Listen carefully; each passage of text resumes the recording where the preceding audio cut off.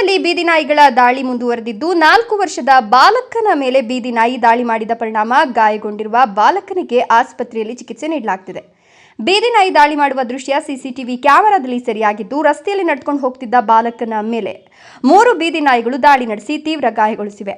ಬಾಲಕನ ಮೇಲೆ ಎರಗಿದ ಬೀದಿ ನಾಯಿಗಳು ಬಾಲಕನನ್ನ ಎಳೆದಾಡಿ ಕಚ್ಚಿ ಗಾಯಗೊಳಿಸಿವೆ. ಕೋಲಾರ ಜಿಲ್ಲೆ ಕೆಜಿಎಫ್ ನಗರದ ಬಾಲಕೃಷ್ಣ ಬಡಾವಣೆಯಲ್ಲಿ ಘಟನೆ ನಡೆದಿದ್ದು, 4 ವರ್ಷದ ಅಲೆಕ್ಸ್ ಎಂಬ ಬಾಲಕ ಬೀದಿ ನಾಯಿ ದಾಳಿಗೊಳಗಾಗಿದ್ದಾನೆ. ಗಾಯಾಳು ಅಲೆಕ್ಸ್ಗೆ ಕೆಜಿಎಫ್ ಸರ್ಕಾರಿ ಆಸ್ಪತ್ರೆಯಲ್ಲಿ ಚಿಕಿತ್ಸೆ ನೀಡಲಾಗುತ್ತಿದೆ.